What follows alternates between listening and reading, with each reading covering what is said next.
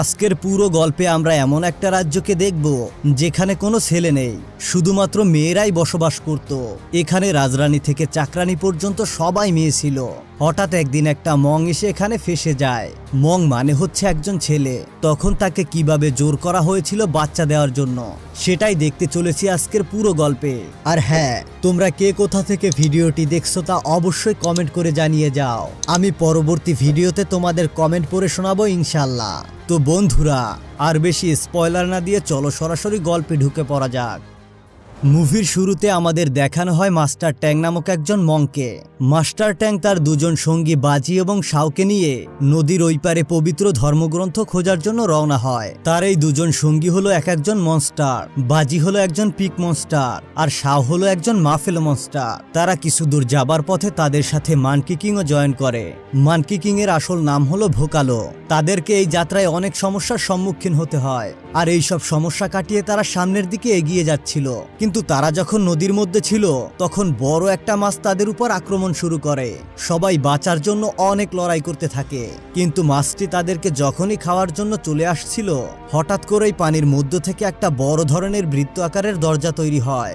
মাছটির কাছ থেকে বাঁচতে গিয়ে তারা সেই দরজা থেকে অন্য একটি রাজ্যে প্রবেশ করে। টেলিপোর্ট করে আসাতে তারা উপর থেকে নিচে পড়তে শুরু করে। তখনই মাস্টার ট্যাং দেখতে পায় একটা সুন্দরী মেয়ে পাহাড়ের উপর ঝুলে আছে। মেয়েটি এত বেশি সুন্দরী ছিল যে মাস্টার ট্যাং তার উপর থেকে নজর সরাতে পারছিল না। পাহাড়ের পাথরের ধাক্কায় মেয়েটি সেখান থেকে পড়ে যাচ্ছিল, কিন্তু মেয়েটির একটি বাহন ছিল হরিণ, আর সেই হরিণটি মেয়েটিকে বাঁচিয়ে নেয়। বাজি এবং শাও অনেক বাজেভাবে নিচে পড়ে যায়। এরপর মেয়েটি নিচে এসে মাস্টার ট্যাংকে জিজ্ঞাসা করে, তুমি কি আসলে পুরুষ? তখন মাস্টার ট্যাং বলে হ্যাঁ। মেয়েটি এটা শুনে একটা মুচকি হাসি দিয়ে সেখান থেকে চলে যায়। এরপর মেয়েটি চলে আসে একটি রাজ্যে, আর এই রাজ্যটি ছিল শুধুই মেয়েদের। এখানে রানী, মন্ত্রী, উজির, নাজির সবাই ছিল মেয়ে। তাদের এই রাজ্যে কোনো পুরুষই ছিল না। এরপর মেয়েটি যখন রাজ্যে প্রবেশ করে তখন আমরা বুঝতে পারি এই মেয়েটি হলো এই রাজ্যের রানী। রানী সবাইকে একত্রিত করে বলে, আমি জঙ্গলের মধ্যে 4 জন পুরুষকে দেখতে পেয়েছি। কিন্তু তার এই কথা শুনে তাকে কেউ বিশ্বাস করে না। আসলে এই রাজ্যটিকে পুরো পৃথিবী থেকে আলাদা করে দেওয়া হয়েছিল, তাই এই রাজ্যের মেয়েরা কখনো কোনো পুরুষকেই দেখেনি। রানী তাদেরকে বারবার বোঝানোর অনেক চেষ্টা করে। রানী বলে, আমি নিজেই তাদের সাথে কথা বলেছি এবং তাদের সাথে দেখা করেছি, কিন্তু দাসীরা তার কোনো কথাই বিশ্বাস করছিল না। দাসীরা ভেবে নেয় রানী হয়তোবা অসুস্থ থাকার কারণে উল্টোপাল্টা বলছে। এর কিছুক্ষণ পরেই রানী তাদের লাইব্রেরিতে চলে আসে পুরুষ সম্পর্কে জানার জন্য, আর তাদের পূর্বপুরুষের লেখা বইগুলো থেকে জানতে পারে পুরুষ একটি বিষাক্ত প্রাণী। এরপর রানী সেই বইয়ের কিছু ছেঁড়া পাতা দেখতে পায়। তখনই সেখানে মহারানী চলে আসে, আর মহারানী যখন 4 জন পুরুষের কথা জানতে পারে তখন সে অনেক রেগে যায় এবং সবাইকে আদেশ করে ওই পুরুষদেরকে খুঁজে বন্দি করার জন্য। এরপর দৃশ্য পরিবর্তন হলে আমরা দেখতে পাই মাস্টার ট্যাং, মানকি কিং এবং শাও মিলে রাস্তা খুঁজতেছিল। তারা এখান থেকে কি করে বের হবে সেটার জন্য। অন্যদিকে বাজি একদল মেয়ে গ্রুপের সামনে পড়ে যায়। সেখানে এতগুলো মেয়েকে দেখে বাজি একটু আবেগী হয়ে পড়ে। তখন সে নিজের রূপ পরিবর্তন করে একজন পুরুষের রূপে সেখানে উপস্থিত হয়। তখন মেয়েগুলো খুশি হওয়ার বদলে তাকে ইচ্ছে মতো মারতে শুরু করে। এরপর সে কোনো উপায় না পেয়ে আবারও আগের রূপে ফিরে আসে। এদিকে কিছু মেয়ে সিপাহী মাস্টার ট্যাং, মানকি কিং এবং শাওকে ঘিরে ফেলে। যখনই মানকি কিং তাদের উপর আক্রমণ করতে যাবে তখনই মাস্টার ট্যাং বলে মেয়েদের উপর আক্রমণ করতে হয় না।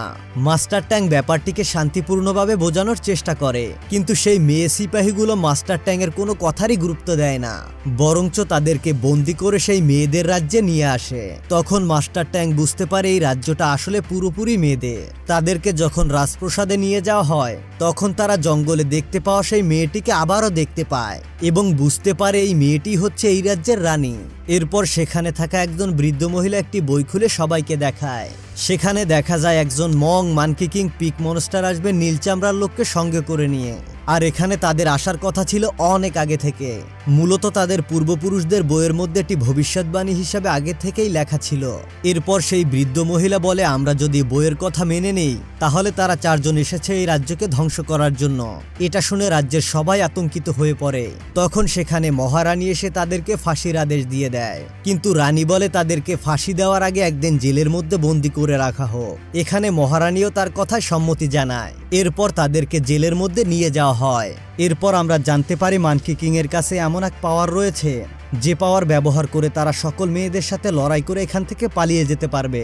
তখন মাস্টার ট্যাং কোনো উপায় না পেয়ে মানকি কিংকে বলে, তুমি তোমার সকল শক্তি ব্যবহার করে আমাদেরকে এখান থেকে উদ্ধার করো। ঠিক তখনই মানকি কিং বড় গেটটি খুলে দেয়, আর রানী এবং তার সমস্ত দাসীরা দরজার পেছনে চাপা পড়ে যায় এবং তারা সেখান থেকে উঠে পালানোর চেষ্টা করে, কিন্তু শূন্যে থাকা একটা অদৃশ্য দেয়াল তাদেরকে বাধা দেয়, আর তারা সেখান থেকে ধাক্কা খেয়ে নিচে পড়ে যায়। সেই মহিলাদের রাজ্যের দেয়ালটি এতটাই শক্তিশালী ছিল যে মানকি কিং তার সমস্ত শক্তি দিয়েও তা ভেদ করতে পারে না। তখন মানকি কিং মাস্টার ট্যাংকে বলে, আমাদের উচিত এই রাজ্যের প্রাণীদের সাথে কথা বলা এবং তাদের কাছে এখান থেকে বেরিয়ে যাওয়ার জন্য সাহায্য চাওয়া উচিত। কিন্তু কিছুক্ষণ পরে দেখা যায় তারা কোনো উপায় না পেয়ে আবারও জেলের মধ্যে ফিরে আসে।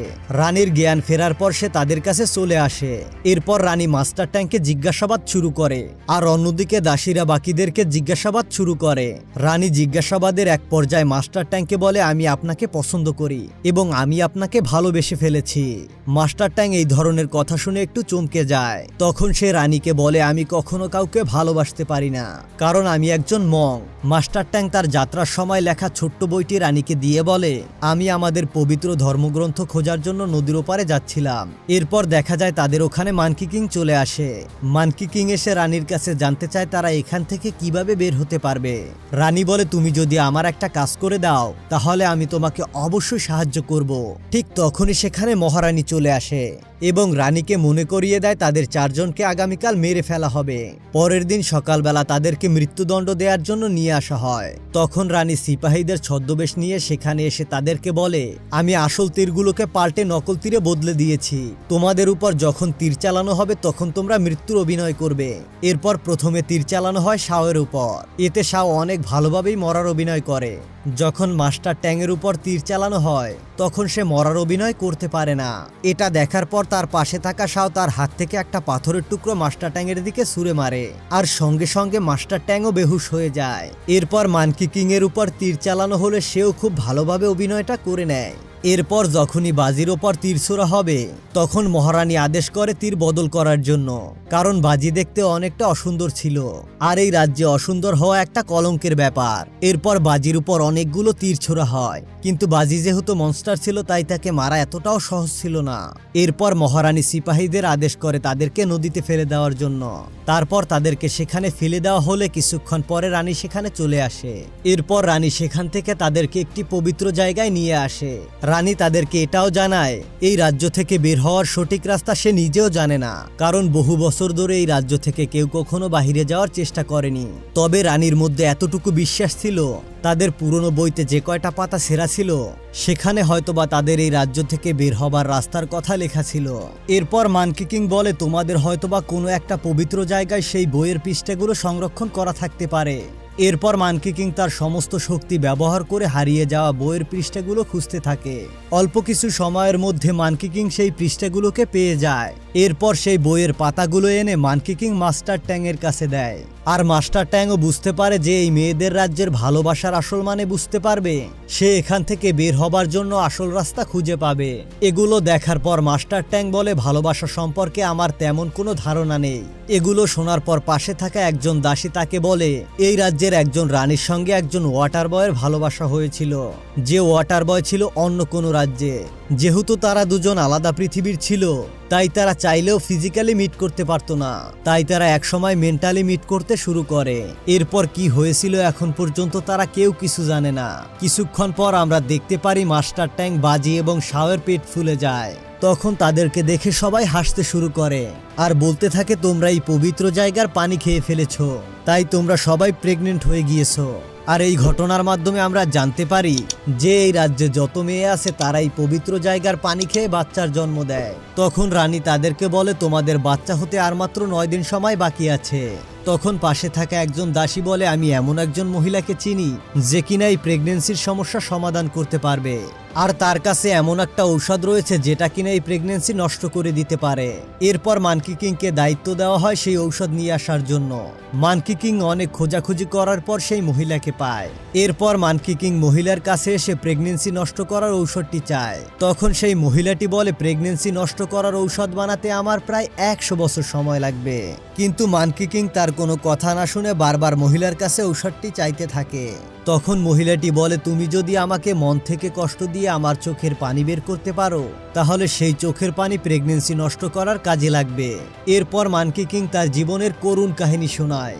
মানকি কিং বলে, আমি একসময় খুব খারাপ একজন লোক ছিলাম, আর একটা সময় আমি এক তান্ত্রিকের সাধনা নষ্ট করে দিয়েছিলাম। তাই সে রাগের বশবর্তী হয়ে আমাকে অভিশাপ দিয়ে মানকি কিং এ রূপান্তরিত করে দেয়। আর ঠিক তখনই মাস্টার ট্যাং আমাকে তার শিষ্য বানিয়ে নেয়। এরপর থেকে আমি সিদ্ধান্ত নিয়েছিলাম আমি কখনোই মাস্টার ট্যাং এর সাথে বেইমানি করব না। আর এই গল্পটি শোনার পর মহিলাটি অনেক ইমোশনাল হয়ে যায়। এরপর তার চোখ থেকে পানি পড়তে শুরু করে। তখনই মানকি কিং একটা পাত্রের ভিতরে সেই পানি ধরে ফেলে। অন্যদিকে দেখানো হয় মাস্টার ট্যাং এখনো বিশ্বাস করতে পারছে না সে একটা বাচ্চার জন্ম দিবে। রানী তখন তাকে বোঝায় বাচ্চা জন্ম দেওয়া খারাপ কিছু নয়, তবে বাচ্চাকে মেরে ফেলা কঠিনতম জঘন্য একটা কাজ। এগুলো শোনার পরে মাস্টার ট্যাং একটু ইমোশনাল হয়ে পড়ে আর সে সিদ্ধান্ত নেয় যে সে বাচ্চার জন্ম দিবে। তখনই আমরা দেখতে পারি মানকি কিং সেই ঔষধটা নিয়ে হাজির হয়। তখন সবাই বলে ওই ঔষধ আমরা খাবো না, আমরা আমাদের বাচ্চার জন্ম দিব। এটা শোনার পর মানকি কিং অনেক রেগে যায়।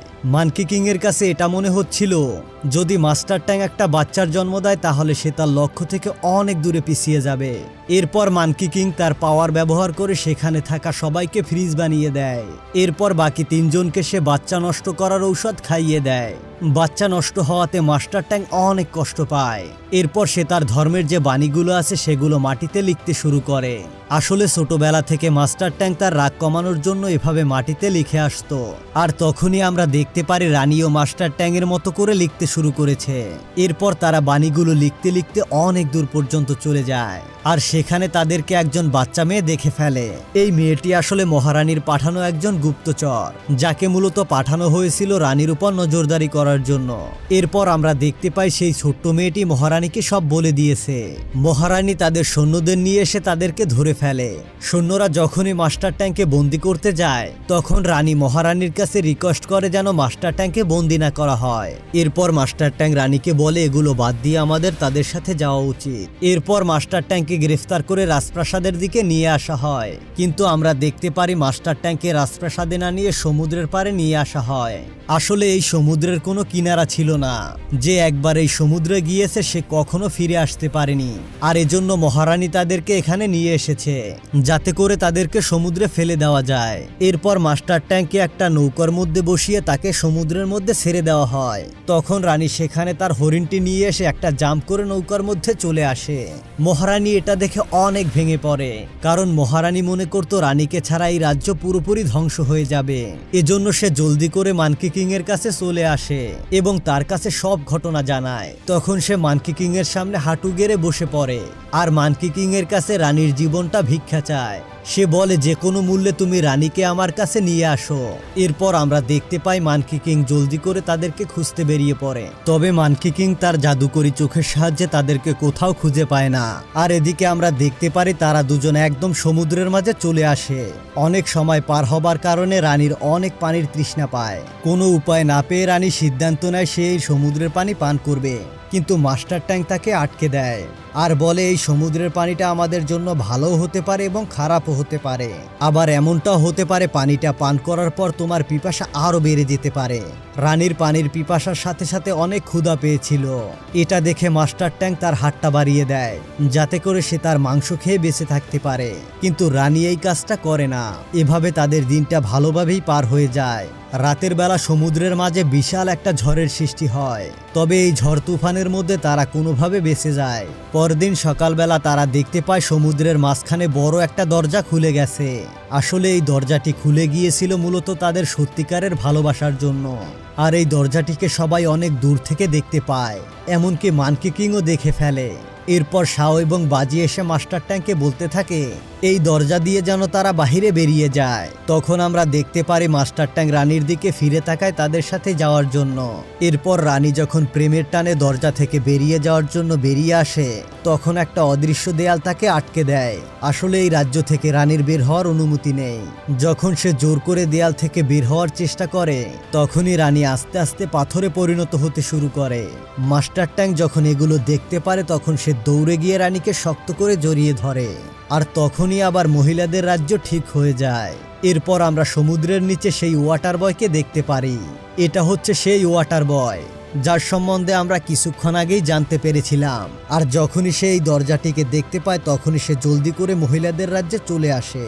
সে এত বছর ধরে অপেক্ষা করছিল তার ভালোবাসার মানুষকে পাওয়ার জন্য। এরপর আমরা দেখতে পাই মহারানী যখন রানীর সেবা করছিল তখনই তার অতীতের কথা মনে পড়ে যায়। যখন রানী ছোট ছিল তখন মহারানীর কাছে রানীর মাতাকে দিয়ে বলেছিল সে যেন খুব ভালোভাবে রানীর দেখাশোনা করে। আর এখানে আমরা জানতে পারি ওই ওয়াটার বয়ের সঙ্গে মহারানীরই সম্পর্ক ছিল। আর যেহেতু তার কাছে একটা বাচ্চা চলে এসেছিল তাই সে তার দেখাশোনা করার জন্য তার ভালোবাসাকে ত্যাগ করে দেয়। মূলত রানীকে দেখাশোনার জন্য সে ওয়াটার বয়ের সঙ্গে তার ভালোবাসার সম্পর্ক ছেদ করেছিল। পরবর্তীতে দেখা যায় রানী যতদিন পর্যন্ত সুস্থ না হবে ততদিন মাস্টার ট্যাং এখান থেকে যাবে না। সে এখানে বসেই প্রার্থনা করতে শুরু করে। তখনই সে দেখতে পারে তার সামনে দয়ার দেবী চলে আসে। দেবী তখন মাস্টার ট্যাংকে বলে, যেহেতু তুমি রানীকে পছন্দ করতে শুরু করেছো এতে করে তোমার কোনো দোষ নেই, তবে তোমাকে এখন এই সিদ্ধান্ত নিতে হবে যে তুমি রানীকে চাও নাকি পুরো পৃথিবীটাকে চাও। মাস্টার ট্যাং যখন রানীর কাছে চলে আসে তখন আমরা দেখতে পারি এখানকার সকলে রানীর সুস্থতার জন্য প্রার্থনা করছে। আর ঠিক তখনই সেখানে ওয়াটার বয় চলে আসে। ওয়াটার বয় আসলে মহারানীর ভালোবাসার টানে 20 বছর অপেক্ষা করেছে। যখনই সে মহারানীকে দেখতে পায় তখন তাকে তাদের অতীতের ভালোবাসার কথা বলতে থাকে। ওয়াটার বয় মহারানীকে তার সাথে যাওয়ার জন্য বলে, কিন্তু মহারানীর কাজ হলো রানীকে সঠিক পথ দেখানো, তাই সে আবারও ওয়াটার বয়কে নিষেধ করে দেয়। আর এজন্য ওয়াটার বয় প্রচন্ড রেগে গিয়ে সিদ্ধান্ত নেয় সে মেয়েদের রাজ্যকে পুরোপুরি ধ্বংস করে দিবে। ওয়াটার বয় রানীকে এবং মাস্টার ট্যাংকে নিয়ে সেখান থেকে চলে যাচ্ছিল। তখনই মানকি কিং তাদেরকে বাঁচিয়ে নেয়। এই ঘটনার পর ওয়াটার বয় আরও রেগে যায়। এরপর সে নিজের রূপ পরিবর্তন করে পুরো রাজ্যকে ধ্বংস করতে শুরু করে। বাজি এবং শাও বিশাল রূপ ধারণ করে ওয়াটার বয়ের সাথে লড়তে শুরু করে। ওয়াটার বয় পুরো রাজ্যকে পানির মধ্যে ডুবিয়ে দেয়। মাস্টার ট্যাং দেখতে পায় নিরীহ মেয়েগুলো মারা যাচ্ছে। তখন সে বুদ্ধদেবের কাছে প্রার্থনা করতে শুরু করে। তখনই দেখা যায় আকাশ থেকে একটা হাত ইশারা করে সকল ডুবে যাওয়া মেয়েদেরকে উপরে তোলে এবং হাতটা ইশারা করে ওয়াটার বয়কে শাস্তি দিয়ে দেয়। এরপর বেশ একটা লম্বা সময় পার হয়ে যায়। কিছুদিন পরে আমরা দেখতে পাই মহিলাদের রাজ্য আবারও আগের মতো হয়ে গিয়েছে। অন্যদিকে মাস্টার ট্যাং তার দায়িত্ব পালন করার জন্য আবারও তার লক্ষ্যে রওনা হওয়ার সিদ্ধান্ত নেয়। রানীও তার সিদ্ধান্তে সহমত জানায়। আর রানী তার পুরো রাজ্যকে দেখাশোনা করার জন্য এখানেই থেকে যায়। গল্পের একদম শেষের দিকে আমরা দেখতে পারি রানী তাদের 4 জনকেই বিদায় জানায়। এরপর তারা 4 জন মিলে আবারও সেই পবিত্র ধর্মগ্রন্থ খোঁজার উদ্দেশ্যে রওনা হয়। আর এখানেই সমাপ্তি ঘটে এই অসাধারণ মুভিটির। তো বন্ধুরা, কেমন লাগলো এই অসাধারণ গল্পটি তা অবশ্যই কমেন্ট করে জানাতে একদমই ভুলবে না। তোমরা যদি এই চ্যানেলটিকে এখনো সাবস্ক্রাইব না করো এখনই সাবস্ক্রাইব করে দাও। দেখা হবে পরবর্তী ভিডিও নিয়ে। ততক্ষণ পর্যন্ত ভালো থেকো, সুস্থ থেকো। আল্লাহ হাফেজ।